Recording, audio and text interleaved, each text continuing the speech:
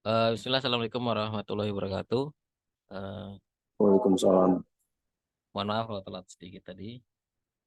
Oke, kita lebih baik fokus aja ya di perkuliahan geomorfologi ini. Nanti kalau ada waktu untuk offline kita bisa mungkin lebih intens di analisis langsung ya. Oke, em, kuliah kita geomorfologi dan geologi digital ini pertemuan kedua. Ya, pertemuan kedua kita bahas tentang kuantitatif modeling atau kuantitatif geomorfologi. Ya, kuantitatif morfologi. Geomorfologi, maaf. Geomorfologi. Ya, sesuai seperti di RPS-nya, kita di pertemuan kedua dan ketiga nanti dua kali pertemuan. Jadi kita bahas tentang geomorfologi yang dengan variabel kuantitatif. Tapi di sini karena biar lebih apa ya, biar lebih terpakai keilmuannya, nanti lebih banyak diskusi sama kita lihat perkembangan keilmuan ini. Karena kalau saya katakan kuantitatif mungkin ya di sini bapak-bapak atau mahasiswa pasti sudah pernah lah melakukannya. Ya, jadi lebih baik kita langsung ke kasus-kasus, kemudian penyamaan persepsi, kemudian implikasinya untuk keilmuan masing-masing itu apa, gitu ya. Ini bukunya di Treatise Geomorfologi juga sudah ada kuantitatif. Memang pembahasannya terlalu, kalau ada yang sudah baca ya, bahas definitifnya itu terlalu apa ya, ilmiah banget, terlalu saintis ya. Jadi kalau rata-rata bapak di sini yang praktikal mungkin agak pusing dengan bahasa-bahasanya. Kalau nanti langsung praktek mungkin lebih mudah lah. Ya, intinya di sini kalau saya ambil dari beberapa referensi makna tentang kuantitatif, kualitatif, umumnya kalau geologi kan di kualitatifnya lebih kuat. Pemetaan geologi, terus ada apa? Pendataan, deskripsi ya. Deskripsi kita itu rata-rata 80% setahu saya. Walaupun kita menggunakan software yang berat, itu pun tetap aja kualitatifnya lebih kuat. Bahkan lab-lab juga kita kualitatifkan. Misalnya tiba pada dapat SRD atau AAS, ada angka yang kuantitatif tetap dikualitatifkan gitu. Jadi memang kita di geologi itu lebih di kualitatif. Nah, di sini kita coba melihat di mana sisi kuantitatif dari eh, geomorfologi dan geologi digital. Ya, di sini ada comparison of qualitative quantitative yang saya ambil dari publishing ya, jadi resmi bahasanya. Jadi kuantitatif itu terdefinisikan ya. Terus instrumen based. Jadi ada alat untuk mengukurnya gitu. Ada alat mengukurnya sehingga akan keluar angka atau signal ya. Angka atau signal gitu, angka. Kalau kualitatif kan datanya lebih ke deskriptif oleh pemikiran kita, ya kan? Oke, kemudian bisa distatistikkan kalau analisis data tipenya ya, macam-macam di sini bisa ada sensus. Yang penting ada mengeluarkan angka intinya seperti itu. Kalau di kita mungkin nanti tetap keluar angka dan spasial. Angka dan spasial yang kita banyak pakai di keilmuan geologi ya, angka dan spasial. Kemudian ada analisis, bisa distatistikkan. Kalau di kualitatif dia lebih teks dan image. Nah, memang kita kan di geologi itu banyak kan image bermainnya. Jadi eh kalau di sini ada yang dari non geologi mungkin nanti akan lebih paham bahwa geologi itu banyak bermain di gambar, gambar dan angka dan simbol, gambar, angka dan simbol. Nah, di mana statistiknya itu nanti akan digabung. Jadi kita tuh mix methods nanti akhirnya. Ya walaupun di sini kita bahas kuantitatif, tapi nanti memang dipakai untuk yang mixnya, ya. Kemudian interpretasi lebih ke statistik kalau kuantitatif, pakai mean, median yang sederhana itu ya, atau pakai apa namanya Z score atau apa untuk menyatakan dia cocok atau tidak cocok. Ya, kalau di kualitatif pakai terms ya atau pola. Jadi ya lebih ke simbolik ya. Oke, kalau keilmuannya jelas di kuantitatif itu lebih ilmiah, kalau kualitatif biasanya lebih lebih teori-teori ya, teoritis. Ya, tapi di geologi sendiri karena kita walaupun kita sains, memang kita lebih banyak bermain di kualitatif dibandingin kuantitatif nantinya. Tapi kuantitatif kita akan di mixing di sini ya. Itu akan di mixing apa namanya? Dengan data-data dulu, dengan data dulu bukan hanya dengan apa namanya penangkapan image ya. Kan kita bisa ngeliat sesuatu deskriptif. Nah, deskriptif itu dibantu dengan kalau saya ngeliat kualitatif di geologi itu lebih ke membantu tidak tidak terlalu melebar lah. Ini pemikiran kita tidak mau melebar ya. Di sini ada perkataan dari Henry Matisse kalau yang suka seni ya, skulptur ini, seni apa namanya? eh, Pematungan.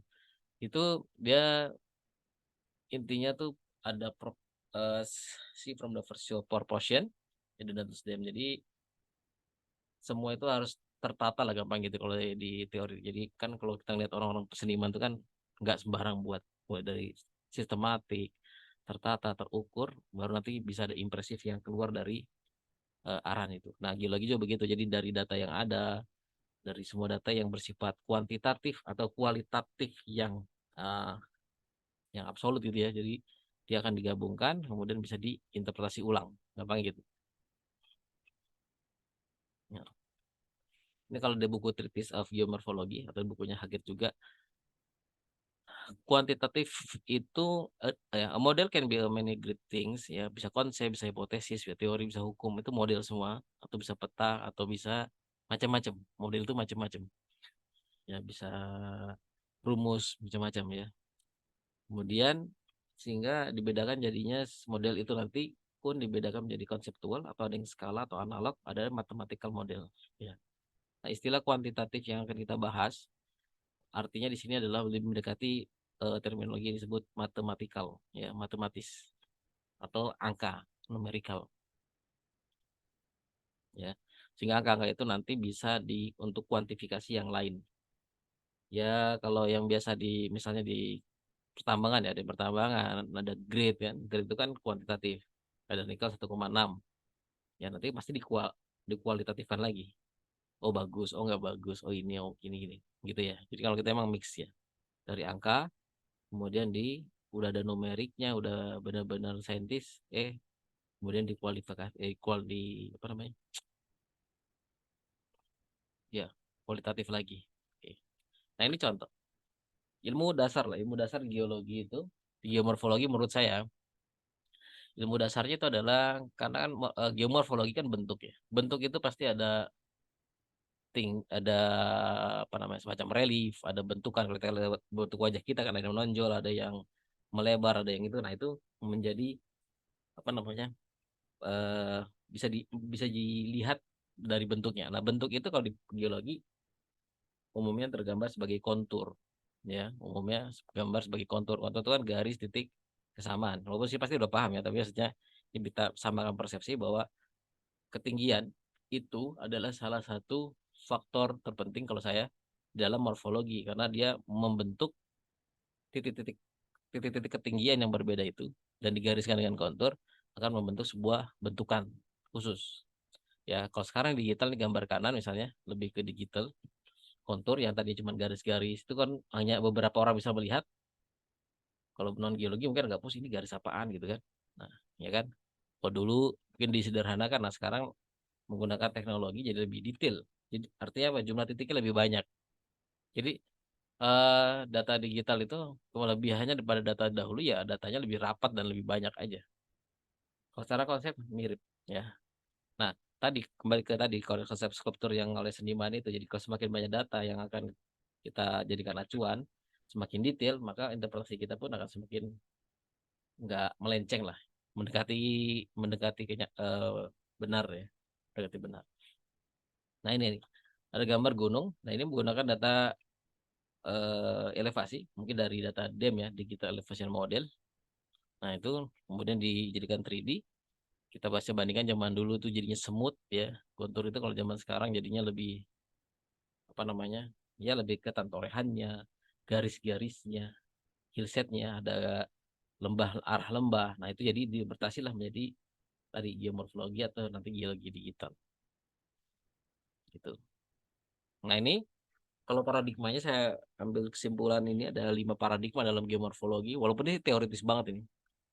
Ya nanti kita lebih ke praktikal aja karena memang sasaran MTG kita kan lebih uh, applied-nya nanti ya.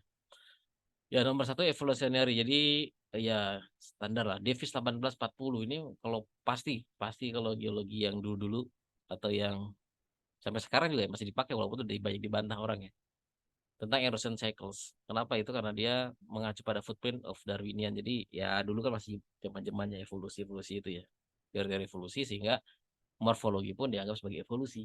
Ya karena banyak juga sampai sekarang kan Misalnya kenapa ada daerah bisa longsor terus ya karena dia masih menjalani evolusinya kan gitu. Bahasa-bahasa gitu keluar. Ya, time is process ya. Kemudian ada slope retreat pengertian. Jadi lebih ke erosi, konsep yang zaman dulu evolutionary geomorphology maksudnya ilmu geomorfologi yang menganggap semua bentang alam itu selalu berevolusi, yaitu Davis nanti ya 1840. Ya kemudian di banyak di ya nama ilmuwan banyak di apa namanya dikritisi, dibantah oleh banyak orang nanti selanjutnya. Kemudian proses geomorfologi. Jadi melihat geomorfologi sebagai sebuah proses pembentukan landform ya. Jadi ada force kekuatan yang ada kekuatan tertentunya lah. Gilbert 1811 jadi ada proses menjadikan bentuk, menjadikan waktu. Kalau dulu hanya waktu. Ya semua morfologi itu pasti akan seiring waktu akan menjadi dewasa, menjadi datar gitu. Nah, di proses geomorfologi ya enggak gitu begitu banget gitu kan. Ada proses awal yang membentuknya, kemudian ada bentuk khusus dan ada waktu. Sehingga setiap daerah morfologinya nggak mungkin sama. Kalau dengan nomor satu mesti jadinya sama. Ini konsepnya paradigmanya berubah. Nah, nomor tiga, ya udahlah kuantitatif dinamik geomorfologi. Oh, jadi geomorfologi itu bentuk alam itu dia dinamis, bisa berubah, bahkan bisa terulang kembali, terubah dan kemudian terulang kembali. Nah, sehingga harus ada dikuantitatifkan, diangkakan. Nah, di sinilah mulai kuantitatif itu muncul. Jadi istilah kuantitatif geomorfologi muncul di sini tahun 1945 pas kita merdeka ini. Dan ya zaman-zaman itu banyaklah keluar teori-teori tentang kuantitatif, banyak yang dihitung intinya. Intinya dihitung umumnya itu teori-teori ini berkembang dari sungai, yaitu ada stream order, density of stream, nanti itu sampai sekarang pun masih kita hitung dan sampai sekarang pun memang masih bisa dipakai ya. Apalagi kalau hari kemarin yang lingkungan itu insya Allah kepake banget itu. Ya. Kemudian ada fluvial erosion, bagaimana cara hukum transport difusi. Saya nggak jelaskan lebih detail sini ya, karena ini saya rasa nanti tinggal dibaca aja di bukunya yang saya share di tadi ya. Dari dalam situ nanti saya coba kasih materi, walaupun di Elinas nanti mungkin ada juga. Ya Elinas itu kadang-kadang terbatas di megabyte. Saya coba masukkan di ini ya, paper yang akan kita bahas. Kemudian ada termodinamik, kemudian termodinamik geomorfologi sama. Ini ada entropi konsepnya. Karena di ilmu di apa namanya? Ya seiring perkembangan ilmu fisika juga. Jadi teknologi, keilmuan sains yang lain, matematika, fisika, kimia berkembang, maka teori-teori tentang geologi pun akan berkembang terus. Ya, ini hampir semua bidang di kegeologian ya. Kemudian ada yang terakhir itu prediktif geomorfologi. Lah ini yang sekarang lebih ini biasanya dipakai oleh orang-orang lingkungan jelasnya. Melihat kemungkinan kelongsoran kapan, sampai ada melihat ada menghitung laju erosi di sebuah longsoran sehingga bisa diprediksi kapan mulai bergeraknya jika lo faktor ini dimasukkan gitu. Nah ini masuk ya. Jadi ada ANN, ada artificial neural network juga. Bahkan mungkin lain kali ada AI itu ya, istilahnya di AI loh sekarang. Bisa aja melihat daerah mana yang kemungkinan akan longsor. Nah itu mungkin suatu saat akan bisa itu. Sementara kan bisa berpotensi saja, kapannya nggak tahu. Nah kalau parameter detail dikasih masuk yang mempengaruhi longsoran itu, maka akan bisa dihitung. Bahkan tuh orang lingkungan juga bisa dimodeling. Jadi prediktif geomorfologi yang saat ini lebih ini ya. Yang paling banyak itu yang banjir saya lihat tuh. Banyak sekali dari ilmu komputer eh, juga mengembangkan itu. Jadi memperkirakan banjir-banjir, apalagi di kota-kota besar ya. Kalau ada banjir bandang, kita kira-kira pemukiman atau gedung mana yang akan terimbas gitu. Itu ada modelingnya. Nah itu termasuk prediktif geomorfologi. Nah nantinya hampir semua keilmuan pun akan menggunakan teori-teori geomorfologi sebenarnya. Ya karena memang kan kita hidup di alam, ya kita mau nggak mau akan melihat apa namanya ya perubahan yang ada di alam itu. Ya karena misalnya di perkotaan pun pakai geomorfologi kita sebut kemarin ya pertemuan lalu antropologi ya apa namanya antropogeomorfologi ya.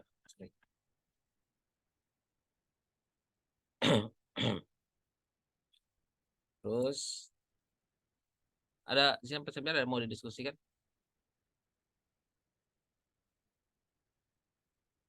belum ya?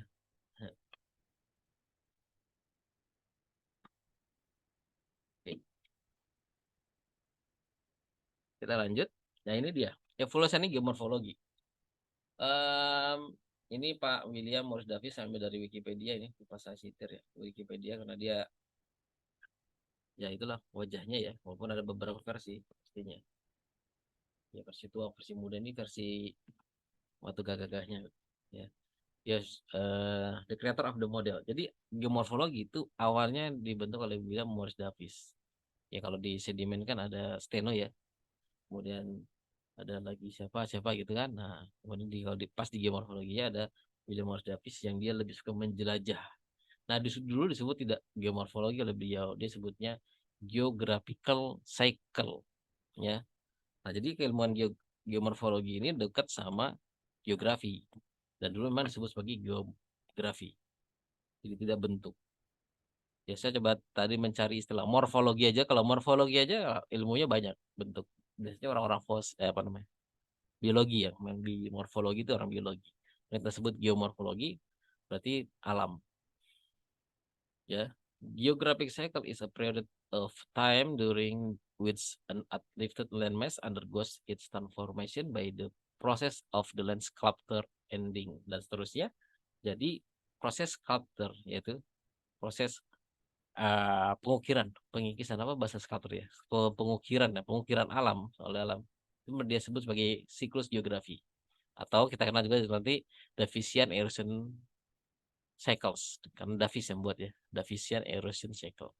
Dan ini di mahasiswa sampai sekarang juga dibahas ini ada tahapan muda, awal dewasa, akhir dewasa, tua, rejuvenasi atau karena pengangkatan kemudian tereso lagi dan seterusnya. Nah, ini yang punya Davis sebenarnya udah banyak direvisi saat ini ya sebenarnya. Hal-hal itu juga belum tentu semuanya. Karena apa? Karena di evolusi geomorfologi ini Davis tidak menyebutkan adanya proses. Kemarin tersebut ada endogen. Ya, endogeniknya itu tidak banyak dibahas sehingga itu yang lupa. Karena nggak semua daerah itu datar, terkikis. Ini kan studi kasusnya kan di sana di Amerika ya. Jadi yang ya, sedimen yang datar-datar terkikis itu ini iod, oh jadi V channel gitu kan. Nah kalau di kita gunung api aja udah jadi V channel, bentuknya udah kayak maturity udah tajam-tajam ya kan kayak dewasa gitu tapi masih V masih muda kayak Merapi itu. Nah itu jadinya ada proses yang tidak dimasukkan ya, ya mungkin nanti kemudian di Richard Chorley itu kemudian merevisi ya ini bab yang pembaharuannya di sini geomorfologi saat-saat ini ya dia memperbarui lah intinya konsep dari Davisian kita nyebutnya Davisian konsep ya. Ya, jadi kalau ya Davis itu hanya melihat ada sungai mengiris gitu aja. Jadi alam itu dianggap diam, ya tidak ada proses yang lain. Time-nya yang proses itu adalah waktunya saja, ya. Jadi dikembangkan nih ya intinya dikembangkan bukan disalahkan tapi dikembangkan sebenarnya. Jadi ada banyak nanti cyclic erosion modelnya. Gitu. Nah kalau ini kan nanti lebih ke interpretasi, makanya lebih kasus kita apa? Nanti kita bahas di kasus masing-masing. Karena kalau kita bahas satu dunia kan banyak banget.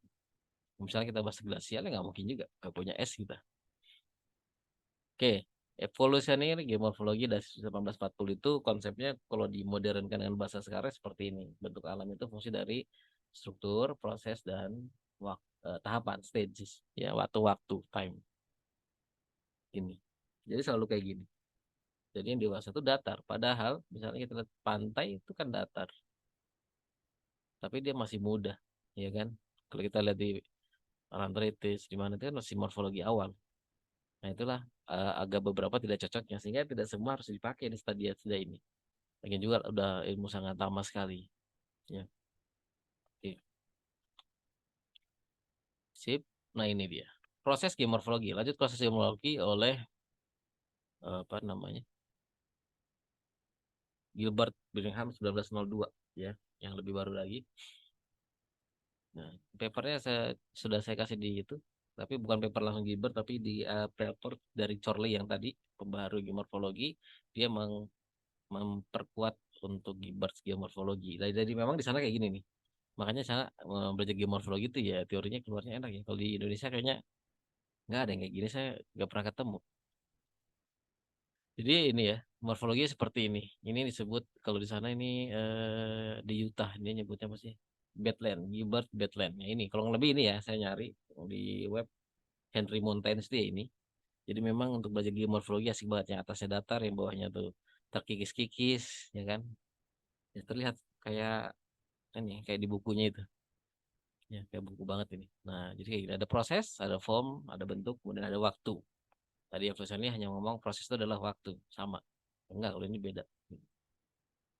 Oke, konsepnya. Kemudian ini kita bahas saja papernya biar lebih mengerti misalnya apa sih maksudnya kuantitatif itu. Ya, walaupun saya juga kita rata-rata pakai sebenarnya kuantitatif morfologi. Saya di mineral juga saya pakai, saya nulis paper satu itu untuk di geografi tentang land density itu salah satu parameter dari kuantitatif analisis ya. Dari kuantitatif analisis saya padukan dengan kualitatif langsung menjadikan prospeksi. Nah, itu jadi kuantitatif analisis sebenarnya. Nah, ini kuantitatif analisis of watershed geomorfologi. Nah, di geomorfologi watershed ini zaman dulu tahun 57 misalnya. Awal-awal kuantitatif muncul ya, tadi Stehrel itu ya. Kemudian yang sekarang nih agak tengah-tengah nih 2015 sebelum Covid, analisis geomorfologi sama. Jadi judulnya mirip, daerahnya mungkin pasti beda ya. Judulnya mirip, tapi kita bisa lihat ya. Ini sama-sama dari jurnal yang top lah ya. Yang satu dari ya zaman dulu saya nggak tahu ini. Pokoknya jurnal bagus nih zaman dulu. Ini saya direct yang sekarang Elsevier ini pasti udah I1 ini. Ya. Nah ini dia. Zaman dulu seperti ini. Jadi semuanya manual. Metode desain order. Jadi sterol itu dari sterol itu diaplikasikan oleh sterol lagi tahun 5. Jadi dia menulis tentang geomorfologi itu sterol ya tadi ya. Yang memulai kuantitatif morfologi. Jadi seperti ini. Gambaran kuantitatif morfologinya.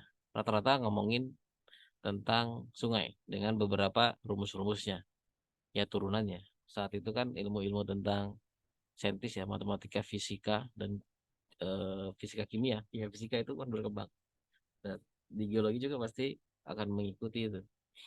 Ya, jadi kan banyak kayak begini-begini. Oke, jadi ada hypsometrik, ada model-model yang gini, model basin, model macam-macam. Apakah bisa dipakai sekarang? Monggo aja kalau mau coba dipakai lagi. Ini papernya udah ada di share. Untuk pakai ini saya belum pernah pakai ini, tapi jelas teorinya kita pakai sampai sekarang misalnya order sungai ya, satu, dua, tiga. Nah itu kan kita pakai banget. Eksplorasi juga pakai itu. Ya itu ini untuk melihat, menghitung dalam satu catchment apa namanya catchment area kita menghitung kerapatannya dari terhadap cekungan dan ini ya sehingga kita bisa lihat apa namanya tingkat erosionalnya nanti. Oke, kemudian yang tadi yang 2015 seperti ini sama. Dari dia mau bermain di sungai dengan sungainya biasanya ada dua ya.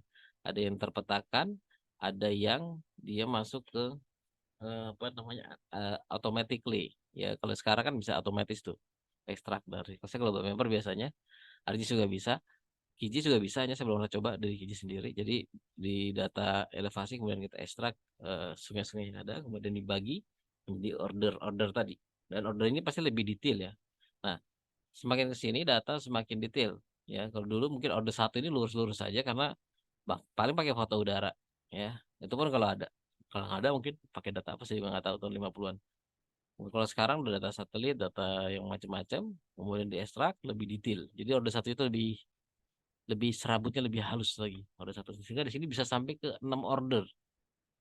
Kalau yang tadi itu cuma satu order, ini 6 order ya. Kita tabel-tabel ke bawahnya dibuatlah perhitungan. Nah, dia tidak menuliskan rumusnya atau gambar, langsung kalkulasi dengan software atau Excel ya. Dengan rumusnya tentunya ada nomor order satu ada 615 stream aliran atau torehan. Panjangnya sekian ya sekian jadi minus sekian dengan sekian. Ini adalah kuantitatif tadi, kuantitatif yang diangkakan. Nanti akan dikualitatifkan lagi di belakangnya pastinya ya sehingga dari sini akan diperoleh relief ratio dan pattern DP dan seterusnya dan density. Jadi kalau analisis morfologi itu harusnya dilakukan di semua tempat ya hanya kan what's for-nya di aplikasinya kalau misalnya untuk kalau nanti yang hubungan sama erosi-erosi atau pelapukan nah ini wajib melakukan ini mungkin ya atau yang lingkungan apalagi yang hubungan sama hidrogeologi harus melihat ininya ya semua ini parameter ini. Ada stream frekuensi, elongation ratio dan seterusnya. Nah, ini dihitung. Nanti bisa ngacu ke paper ini kalau mau. Nah, kemudian saya coba melihat secara apa namanya keilmuan geomorfologi itu larinya kemana aja. Gini saya coba isu untuk kuantitatif geomorfologi. Jadi ada software namanya Fast Viewer. Ini kalau ilmunya disebut bibliometrik. Bibliometrik itu artinya keilmuan tentang studi referensi. Dia studi referensi. Oke. Nah, jadi geomorfologi itu seperti ini. Kalau Anda lihat Bapak lihat warna itu adalah warna dari klaster. Klaster kelompok dari apa namanya? Keilmuan geomorfologi yang terkait dengan kata kunci kuantitatif geomorfologi. Ya. Jadi geomorfologi itu lingkaran paling gede artinya paling banyak dibicarakan. Inti dari topiknya. Ya, kuantitatif analisisnya agak menengah ya. Ada river, sungai, geologi pun sedikit poinnya. Ada vulkanik misalnya krater nih ada sedikit di bawah nih klaster ini ada 7 klaster kalau nggak salah sini ada ungu klaster ungu itu artinya berdekatan ya bisa 4 kali ketemu kata-kata itu dalam satu waktu satu ini jadi ada tiktokannya 4 kali dia akan berarti terkoneksi kalau enggak ya enggak gitu. Nah ini dia ya kemudian kalau kita lebih detail geomorfologis dalam tahun itu yang dibicarakan apa jadi kalau kita mau lihat makanya kan karena ini sangat terpengaruh sama teknologi makanya saya coba sampaikan ya ilmuannya ketertarikan keilmuan ini kemana gitu. Kalau kita bahas secara ilmunya kuantitatif, nah karena ini berhubungan sama teknologi, biasanya keilmuan rumus pun akan berubah. Jadi agak hati-hati kita dalam menganalisis nantinya. Oke, yang ini geomorfologi terhadap remote sensing misalnya. Ini kekinian itu ada UAV. Kita lihat sudah ada yang menulis tentang satelit data, UAV sama radar mission ya, satelit SRTM. Jadi sudah ada yang kuning ini ya, yang terbaru. Ya karena UAV ya setelah belakangan aja baru muncul ya kan kalau dulunya kan mahal ya kemudian ada DEM remote sensing dia semua mengacu ke remote sensing jadi UAV pun mengacu ke remote sensing dalam bahasan tulisannya ya kemudian nanti dipakai kualitatif analisis juga JIS masuk dalam bahas utamanya adalah geomorfologi dan landform ya kalau penggunaannya lebih kemana nih landslide loh ternyata ya longsoran. Kemudian kalau hubungannya geomorfologi sama digital elevation model, ya geomorfologi sama DEM. DEM itu kan tadi yang kontur tadi, ya ketinggian yang didigitalkan, yaitu ketinggian ketinggian data digital dari sebuah ketinggian digital elevation model itu apa namanya berhubungan langsung ke geomorfologi. Nah, itu tema-temanya tuh langsung arahnya kemana nih? Remote sensing langsung geomorfologi dan kalau pemakaiannya lebih ke landslide nih kalau di teori-teorinya. Jadi memang banyak kan di lingkungan ya. Hidrologi ini ada geodologi, river, sungai, erosi. Jadi lebih ke lingkungan saya lihat. Ya. Oke. Nah, kualitatif geomorfologi sendiri polanya seperti ini. Ya. Kalau ada yang bingung mungkin baru pertama kali melihat bibliometrik ya.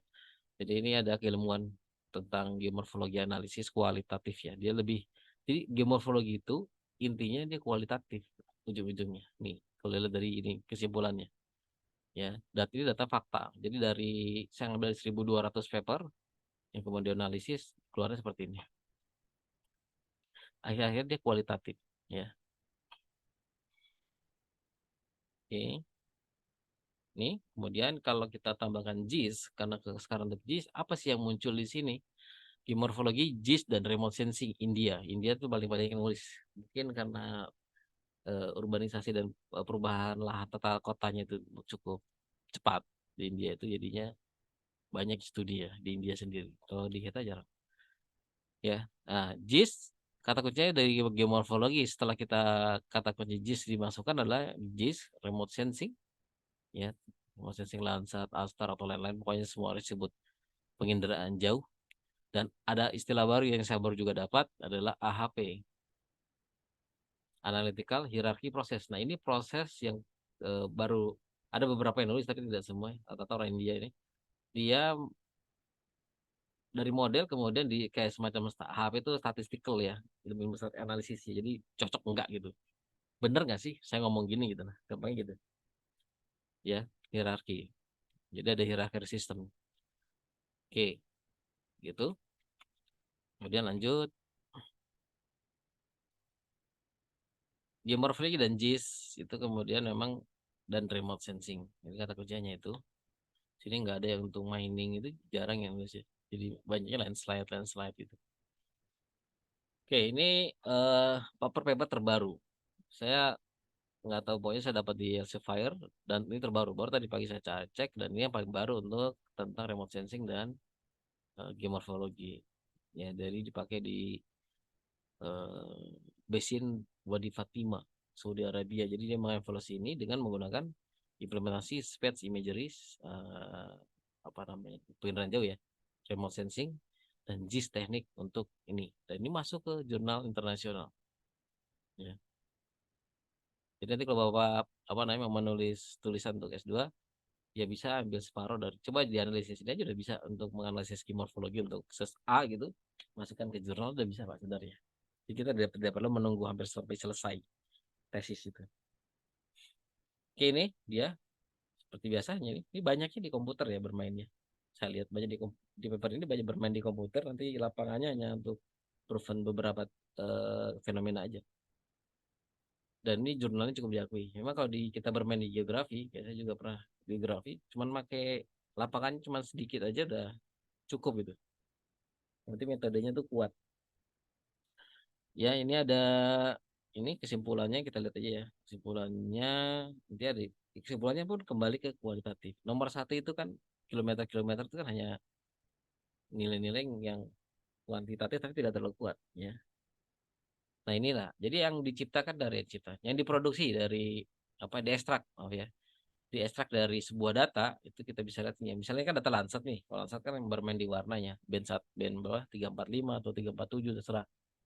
Nanti ada teorinya, nanti untuk lihat batu nanti ujung-ujungnya lihat peta geologi untuk merevisi peta geologi yang ada sebenarnya umumnya. Ya, kemudian ngekstrak sungainya. Ini saya lihat juga pengekstraksiannya nggak tahu pakai metode gimana. Apakah karena sana emang lembahnya tidak seperti di tropis ya. Begini bentuknya ada order satu, order dua. Nah, ini kita bagi-bagi lagi per order. Sama teorinya dari tahun 1957 itu. Ya. Kemudian slope analisis, ya ini pakai JIS langsung biasanya. Kemudian apalagi nih, apa namanya? Sama slope analisis tapi ini lebih ke arah kayaknya. Arah kemiringan. Kita nyebutnya kalau di ArcGIS sebutnya aspek. Kalau di Global Mapper sebutnya slope direction and shader. Jadi arah kemiringan lereng itu bisa dihitung. Ini arah kemiringan lereng ini adalah untuk mengekstrak lurusan nanti ujung-ujungnya. Untuk mengekstrak lurusan. Jadi kalau Bapak sudah pernah ya bagus. Jadi kelurusan itu diekstrak bukan nggak manual ya. Kalau manual dengan daerah kilometeran kayak gini kan nggak mungkin kan. Ya, ini aja daerah mungkin 50 kilometer persegi. Banyak banget. Nah, ini harus kita dibantu dengan software. Nah, itu bedanya digital sama non digital. Kalau dulu kan paling catchment-nya itu kecil-kecil. Ataupun kalau besar ya resiko data detailnya kurang. Kalau ini kan lebih kecil, lebih detail, sehingga didapat struktural alignment-nya itu. Nah, ini struktural alignment-nya. Ini saling penggabungan antara eh, manual sama ini. Harusnya ada manualnya ini. Ada garis yang panjang ini. Karena kalau software nggak bisa keluar garis panjang. Jadi dari arah, kemudian dari slope, ya persen untuk melihat daerah yang rusak sama tidak. Sebenarnya slope ini untuk melihat daerah terjadi sama tidak. Kemudian ada aspek, degree. Aspek itu lebih ke arah. Ya, ini ada arah east, southwest. Dari situ kemudian ditarik menjadi kelurusan yang ini, yang bawahnya. Ya, dari kelurusan ada yang bawah. Jadi arah kelurusan sama arah sungai relatif lebih sama. Kalau sungai kan datanya lebih sedikit. Jadi eh, ya seperti ini bedanya beda dikit ya. Jadi tidak ada arah yang ini nih apa namanya? Barat laut. Barat laut itu tidak ada di kelurusan, tapi di sungai ada. Nah, itu juga jadi pertanyaan, kenapa bisa ada arah itu tapi di data ini enggak? Atau kalah banyak salah statistik dengan data yang lain, data kelulusan yang lain. Nah, ini ya. Nah, dari data ini kemudian nanti dikembangkan jadi tadi kesimpulannya. Oke. Kemudian ada juga yang aplikasi AHP. Tadi kita bicarakan ada konsep baru sebut AHP. Walaupun ini saya bukan ahlinya ya. Jadi kalau mau mendalami silakan. Kalau tidak ya tidak mengapa. Saya juga tidak paksa ini di mata kuliah ini. Hanya biar sama-sama tahu bahwa ada AHP, Analytical Hierarchical Process, yang kemudian dipakai dalam hal untuk menganalisis geomorfologi. Itu ada based on the data obtained the poor potential zone 0,083%. Ini angka-angka ini sudah diuji dengan AHP. Jadi ini lebih scientist lah. Itu aja. Walaupun ya kita pakai tetap kualitatif ya sebelum tadi. Pasti ada sisi kualitatifnya. Oke, nah ini dari ini bagus nih flowchartnya untuk paper yang terbaru ini saya lihat. Yang di atas itu geomorfologi analisis. Ya, drainage, ada pola aliran, ada kemiringan, LULC itu apa ya tadi? Analisis band ya. Kemudian ada soil, soil dari pasti dari data data open ya. Soil, kemudian peta litologi, dari peta geologi ya. Kemudian ada data kehujanan, ada land density, lineaman density, ya kemudian ada geomorfologi data. Oke, geomorfologi data digabung menjadi suatu peta, kemudian potensial teguran waternya digunakan AHP untuk menilai konsistensinya, matriks dan rasionya. Jadilah pembebanan, jadi potensi. Nah, ini bagus nih. Jadi ada pembebanan. Ya, jadi ada pembebanan untuk setelah kita analisis ground water tuh nggak udah langsung tiba-tiba udah ngitung capek-capek, kualitatif lagi enggak. Dibebankan will yield map ya. Jadi habis itu baru diputuskan. Jadi keputusan itu ada data ya semacam statistik sih sebenarnya pengujian data ya. Ya ini hasil peta dari paper itu tersebut kan ya. Jadi saya nggak banyak maaf ya nggak banyak kalau di buku-buku tuh detail banget tuh bahas tentang kuantitatif morfologi banyak rumus-rumusnya banyak banget saya lihat saya aja bingung itu ya dan memang kenyataannya tidak banyak dipakai juga akhirnya. Jadi rumus itu di secara digital lah ini kelemahan digital kita tidak dalam di kerumusan tapi kita secara spasial bisa bergerak di zona yang ekstrim lebar. Ya ini di sini 20 ini 40 kilometer kali 40 kilometer ini luas daerah yang dianalisis ya. Satu Jogja lah. Ya sih satu Jogja bisa. Nah, kalau zaman dulu kan susah. Atau kalau kita kayak mahasiswa kami yang satu tuh, ayo hitung kelerengan, nggak boleh pakai software, harus garis satu, kontur dua, paling cuma dapat 100 data itu udah keju. Kalau ketika pakai software kita dapat langsung mungkin ribuan data. Ya. Oke, drainage network ini stream order satu dua. Ya nanti kalau saya belum tahu ini apakah bisa otomatis untuk stream order satu dua atau memang dipakai pengklasifikasian ulang manual oleh orangnya. Dan aja density map sama dari tahun 1957 begini polanya. Jadi dari dulu ya polanya sama. Land use cover map ini pemakaian bentang apa namanya land cover ya, land use penggunaan lahan. Geomorfologi map itu dipadukan dengan kegeologiannya, ini kualitatif banget berarti. Kemudian litologi map juga kualitatif ya dari data deskripsi ini. Data ada, kemudian soil map, data tanah yang dapat dari pemerintah ini kalau nggak salah orang India. Kemudian ada slope map. Slope map itu peta tadi kelerengan, datar hampir datar. Alignment density mapnya kurang bagus karena memang slope-nya tuh datang atau daerah ini kayak dari nasional ya. Kemudian ada groundwater potential zone. Nah ini sudah ada peta potensi groundwater yang nanti di AHP-kan tadi. Nah, gitu jadinya seperti ini petanya. Produk akhirnya untuk estimasi daerah mana yang discharge-nya terbaik. Nah, itu 6,83 nilai terendah. Ya, yang ini tertinggi. Udah, hasilnya cuma gitu ya. Bukan cuman sih maksudnya. Ya seperti ini hasilnya dari peta yang geoanalisis kuantitatif geomorfologi yang dikualitatifkan dan dikuantitatifkan lagi. Ini kuantitatif ya. Hasil discharge ini ada kuantitatif where yield map. Kalau yang sebelumnya kan ini udah ada groundwater potential map udah ada nih. Ya. Ini kan kuantitatif tapi kualitatif juga nih. Kemudian dihitung gini jadilah. Ya jadi nih, the poor potential cost zone comprise 0,083%, 2,11 kilometer ini ya poor yield ya merah yang ini dan seterusnya. Ya jadi ini salah satu contoh analisisnya. Oke. Geomorfologi digital. Sekarang kita agak ini ya bicarakan sedikit aja.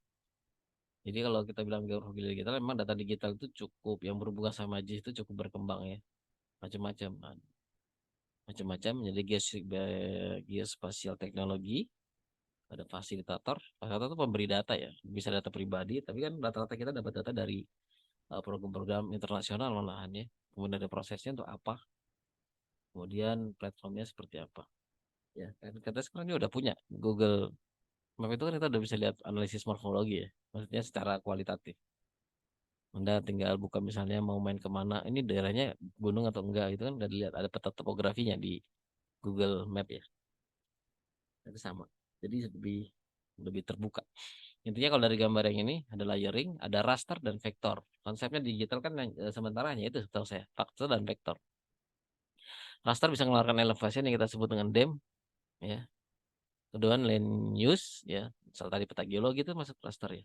Data raster kalau yang di foto ya, citra bentuknya pixel, ya kan? Karena resolusinya lebih ke pixel.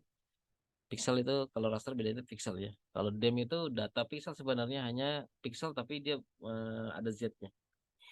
Kemudian vektor. Vektor itu banyak, ada yang titik, ada yang poligon tadi ya. Nah, itu kita padukan raster dan vektor. Dan vektor itu umumnya kualitatif. Raster saat ini lebih ke kuantitatif ya karena foto bentuknya apa adanya. Oke. Nah, ini contoh Landsat, ini gambarannya Landsat TM ya. Ada geologi dan seterusnya. Jadi hal yang dihasilkan dari Landsat itu seperti ini. Ujung-ujungnya untuk mengkoreksi litologi ya. Kalau dari Landsat. Kalau di geologi ya. Atau perubahan lahan juga bisa atau ya yang lain ya tergantung keilmuannya nanti. Ya. Jadi geomorfologi atau morfologi umumnya berbicara sebagai morfometri. Kalau saya tangkap itu ya. Jadi morfometri sehingga apa? Sehingga hampir nanti semua analisis kita itu bergantung pada data yang disebut DEM ya, DEM, Digital Elevation Model itu. Nah, ini dari nggak ini ya. Jadi dari ini ada paper preset untuk melihat data apa sih yang dipakai untuk geomorfologi untuk analisis. Di sini masih baru gambar 2023 ini baru ya. Jadi dilihat, wah ternyata DEM yang paling banyak dipakai orang nih, gitu kan. DEM. Jadi nggak ini ya. Jadi memang DEM. Jadi datasetnya yang dipakai tuh DEM kurang dari 30 meter. Karena maunya yang detail. Kalau kita udah punya Indonesia, alhamdulillah punya DEMNAS. Nanti Bapak bisa pakai DEMNAS kan. Nah, DEMNAS itu udah katanya sih 8,5 ya, tapi nggak tahu nih, bener atau enggak itu. Tapi ngomongnya gitu pemerintah kita, ya alhamdulillah bisa 8 komaan ya. Jadi 230. Jadi udah cukup detail dan memang saat ini cukup banyak dipakai, diaplikasikan untuk ini, untuk utamanya itu skala regional ya kalau kita lihat ini ya. Lokal, nasional dan regional. DEM si 30, DEM 30 itu Aster yang 30 biasanya di Amerika sama beberapa Asia ya. Itu ada pakai lebih dari 30 udah mulai jarang. Digital imagery itu kayak UAV, lidar yang apa namanya foto udara apa foto yang sekarang-sekarang itu ya kan ada data ketinggiannya.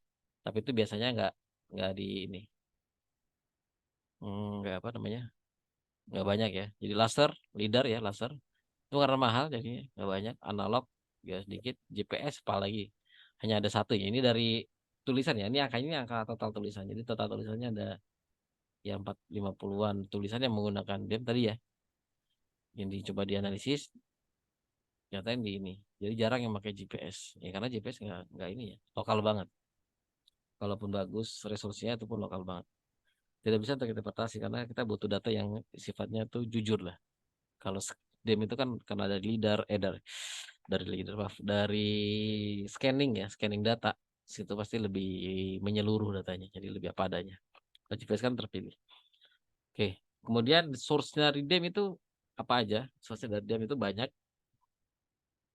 SRTM. Ini order saya belum baca order ini apa sih gitu. Mungkin lebih ke yang lokal itu ya.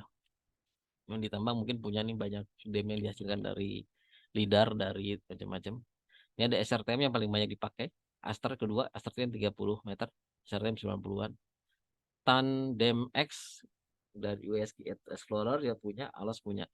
Kita juga ada Demnas ya, tapi nggak ada yang nulis dari Demnas gitu.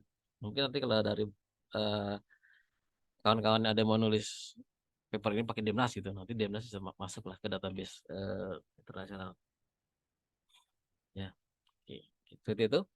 Nah untuk apa kita belajar tentang apa namanya kuantitatif nanti ujung-ujungnya juga kita akan belajar mengenai landform itu sendiri landform ya bentuk muka bumi ini kartun ya saya ambil dari ini jadi menggambarkan ya bentuk-bentuk bumi itu gini gitu. Ini kartun tapi ya tidak ilmiah yang kartun ini tapi ya mencoba menggambarkan saja landform ya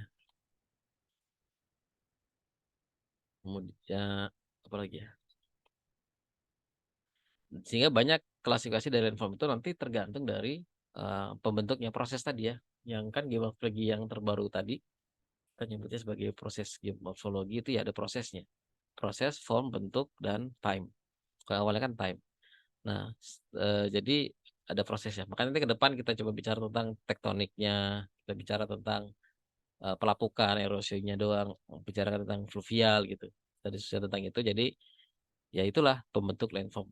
Ya, jadi setiap bentukan lahan itu akan punya evolusi yang berbeda-beda. Itu yang tadi ya kata yang peneliti tadi ya. Nah, kalau di Indonesia kita biasanya juga pakai mungkin dari kalau ada yang paham dari Van Zwiedam ya, Van Zwiedam itu juga banyak yang pakai mahasiswa kita. Tapi kita juga punya yang produk dalam negeri ya. Makanya saya sampaikan aja produk dalam negerinya saja.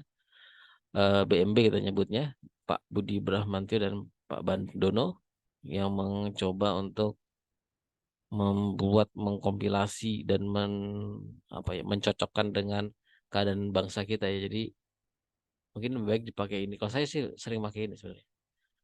Ya, misalnya bentang alam pegunungan lipatan. Jadi ini dia mirip Van Zwiedam, jadi berdasarkan morfogenesa dulu. Jadi genetik, kemudian jadi landform, baru jadi evolusinya. Ya. Nah, ini ada struktural, ada lapisan, datar, ada bentang alam gunung api, itu beda-beda semua. Ini sudah Islam ini makin ini udah mencukupi kalau saya. Kalau karena ini memang dibuat oleh Indonesia, jadi cocok di Indonesia. Tapi kalau kita pakai di glasial mungkin nggak cocok. Ada nggak? Ini ada glasial, tapi pasti kurang. Ya, oke. Ini yang kembali lagi tadi. Jadi evolutionary, geomorfologi dan seterusnya. Nah, kita bermain di kuantitatif tadi Stehler per 52 dan sampai sekarang pun mirip. Hanya penggunaannya tuh lebih macam-macam, termasuk yang kita belum bahas predictive geomorfologi ya. Kalau itu kan modeling yang forward modeling jadi agak susah. Jadi itu ya. Jadi gambaran tentang penggunaannya kuantitatif geomorfologi. Sampai sini ada yang mau didiskusikan atau tanyakan? Pak, kalau yang kita menggunakan DEM itu selisihnya berapa dengan aktual, Pak? Biasanya kan ada perbedaan. Oh iya, kalau itu kan masuk ke teknologinya ya. Dep. Kalau mereka bilang sih, kalau misalnya SRTM itu mainnya 90, katanya sih meteran ya resolusinya. Ya itu tadi, DEM ada 30 meter, 30 meter kesalahannya. Resolusinya itu. Kesalahannya meteran, Pak. Masih meteran. Tapi udah bagus, Pak. Kalau mau yang bagus pakai sendiri sana lidar gitu kan. Kalau lidar kan kesalahannya senti ya. Apalagi kalau pakai Ya, GPS. kalau lidar kan bisa dibilang sudah di bawah 10 cm itu. Ya, tapi perlu banyak koreksi lagi, Pak. Jadi DEM itu, kenapa disebut digital elevation model, itu mau model, Pak. Itu masih model sebenarnya. Itu antara modeling dari satu dan yang lainnya bisa beda. Kalau orang-orang di geografi atau geodesi dia bisa olah kembali itu DEM itu. Maksudnya saya nggak pakai DEM yang kayak gini, saya ubah lagi. Karena itu ada perhitungannya. Ya makanya kalau di lidar itu kan biasanya beda-beda dikit sama ini. Nah itu tergantung juga engineer dari geodetiknya itu bisa nggak dia ngolah yang smooth sesuai dengan realnya itu. Jadi memang kalau resolusi makin dal, tapi untuk interpretasi geomorfologi ya, kalau semakin detail kayaknya semakin berat nanti. Karena datanya makin banyak, semakin apa ya? Disarankan tadi ya dari paper press sebelumnya 30 meteran aja. Jadi kalau kita DMNAS-nya udah lebih detail tuh, DMNAS aja ke atas.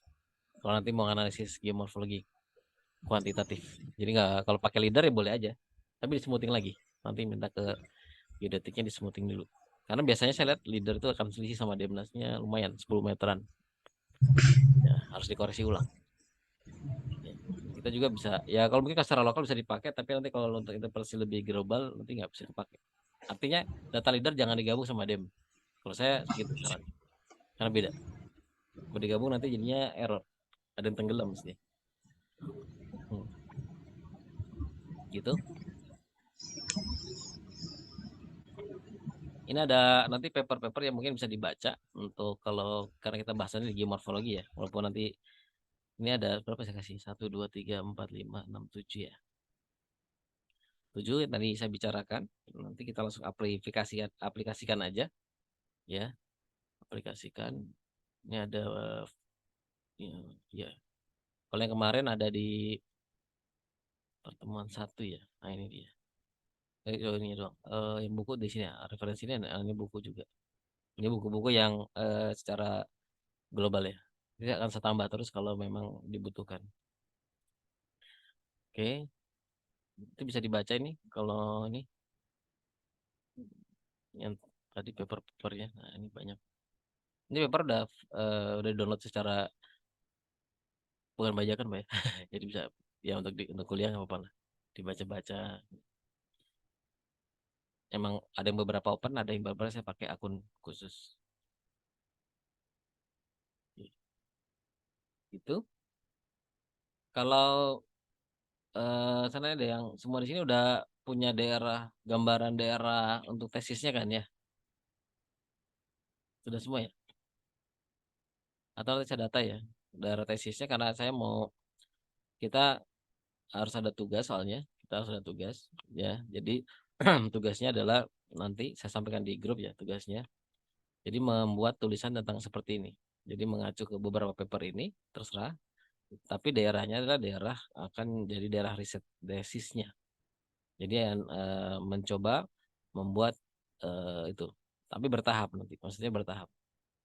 Ya, untuk awal ini nanti saya sampaikan di grup lagi. Jadi untuk awal ini nanti eh, membuat dari dem aja tapi ya, dari dem aja, nggak usah dari lansat dulu. Nanti memberatkan dari dem. Yang pertama membuat ini lineament, struktural lineament atau lineament aja nih, belum tentu ya, belum tentu struktural ya. Lineament, analisis dan density-nya kayak gini. Ya, itu dulu.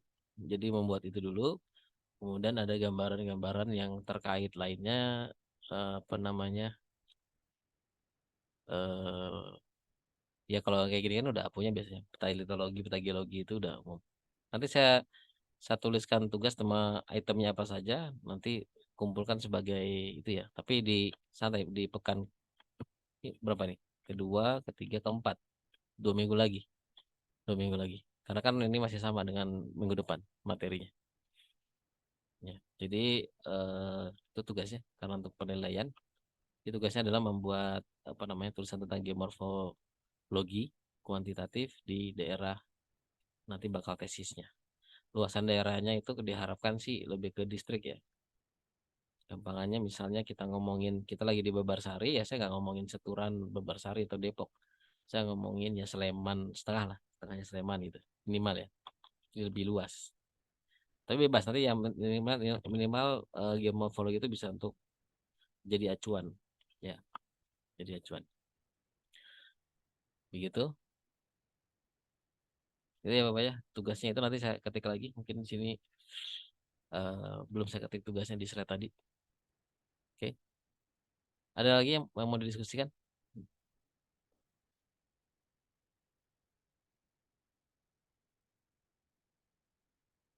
Kita sebenarnya ya jadi jam saya nggak tahu jadwal tuh sampai jam 10-an. Tapi kan nggak mungkin lah kita ngomong kelamaan itu kayaknya nggak enak ya.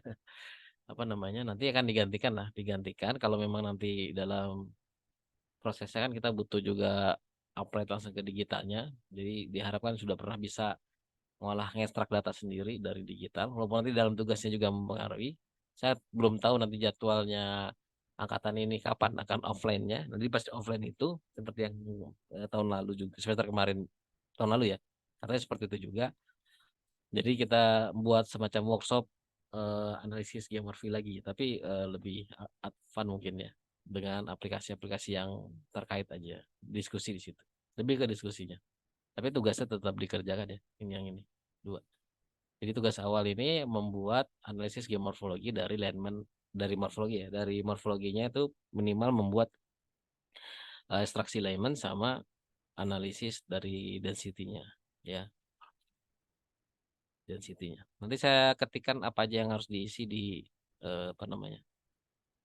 Lembar tugas gitu ya. Oke. Membuat tulisan ini, buat paper bukan paper tulisan awal lah. Ya, kalau hasilnya bagus itu bisa jadi paper langsung. Jadi belum tesis sudah bisa nulis ya sebenarnya. Ya kan tadi kan kita kalau saya lihat kalau paper-papernya geomorfologi itu ini lapangannya nggak hampir-hampir nggak nggak ke lapangan ini kayaknya. Coba kita lihat. Nah, ini bagus banget nih stream order. Ini hitungannya banyak nih. Ini kuantitatifnya banyak banget. Ya, ya ujungnya hanya untuk memperkuat lah. Gampang itu memperkuat apa yang dikualitatifkan nanti. Kita kan kualitatif juga ujung-ujungnya. Nah, kayak gini kan lebih ke software ya. Tidak ada lapangan bisa lihat. Dan, ya, tidak ada lapangannya, tapi dia sudah melakukan ini dan tidak melakukan perumusan ulang karena ada beberapa orang itu bisa bisa melakukan perumusan ulang. Ya, misalnya dibuat modeling sendiri. Modeling kan tadi ya, ada modeling gambar, ada modeling matematikal. Nah, ada juga yang membuat sampai modeling matematikal sendiri. Nah, itu yang luar biasa itu. Kalau saya nggak kalau kita agak susah ya. Tapi kalau ada bapak yang sanggup, silakan. Jadi membuat eh, perhitungan di database pakai Python gitu, pakai coding apa, membuat perhitungan versi saya gitu. Nah, itu deh. Bagus juga itu. Itu banyak diacu orang kalau memang cocok nanti ya. Gitu, ini. Nah, ini salah satu contoh paper. Saya juga baru sadar waktu ya saya kan nggak ngajar geomorfologi dulu-dulu ya. Ya ternyata itu juga ya apa namanya menghemat ini. Ini tulisan paling hemat ini. Cuma pakai ArcGIS. Ini ArcGIS tua lagi. ArcGIS 10.1. Sekarang udah nggak keluar kan. Pakai diam 90. Ini berarti SRTM ini. Ini kan SRTM 90 meter. Itu artinya resolusi 90 meter ya Pak. Resolusi 90 meter. Jadi kesalahannya 90 meter. Tapi dipakai untuk analisis. Dan hasilnya masuk ke jurnal yang kredibel. Ini kan. Nih, masuk ke jurnal. Nah, gitu. Jadi bagi yang kan kita suruh nulis jurnal, ini saya analisis Bapak kalau misalnya ini tugas bisa dianalisis keluar scatter ini bisa langsung dikirim ya. Apalagi kalau dipakai data tambahin data lapangan lebih bagus lagi. Nah, ini udah aja udah bisa nih bagus nih. Udah jadi. Ini cuma pakai komputer, Pak. Dan sebentar ini, Pak. Sebentar tapi tadi kualitatifnya itu ya disitulah letaknya ya. Karena ada juga beberapa buku yang nulis ya kualitatif thinking itu yang akhirnya mempermudah orang untuk menganalisis kuantitatifnya. Nggak mungkin dia mengkuantitatifkan acak aja terus untuk apa nggak ngerti ya susah juga. Jadi memang harus di studi kasusnya masing-masing nanti baru bisa oh slop oh iya bener nih ini slopnya sini nih makanya ini dasarnya kayak gini nih gitu kan. Misalnya yang nikel kemarin wah pantesan nggak ada nikel ini kalau di analisis morfologi slopnya tinggi banget ini di atas 60% sebenarnya terlalu ekstrim makanya banyak longsor gitu. Dan ini kok datar tapi kok nggak ada ininya kenapa? Antara mungkin terpengaruh dengan hidrologinya nanti kan gitu-gitu ya. Nah itu bisa dijawab oleh orang yang punya kasus di situ. Begitu, Bapak. Kalau tidak ada ini, tidak ada pertanyaan, saya cukupkan dulu untuk kelas hari ini. Ya, saya foto dulu. Hmm.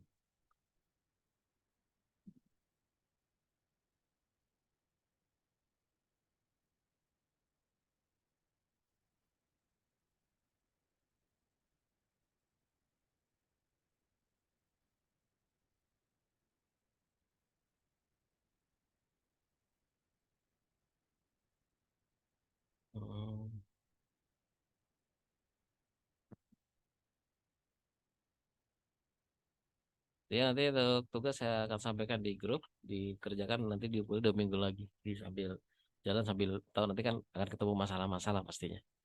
Ya, oke, saya cukupkan ya. Ya, gitu ya. Terima kasih atas kehadirannya. Mohon maaf kalau waktunya tidak sampai jam 10. Eh, Ya, sampai jumpa lagi minggu depan. Ya, assalamualaikum warahmatullahi wabarakatuh. Terima kasih semua.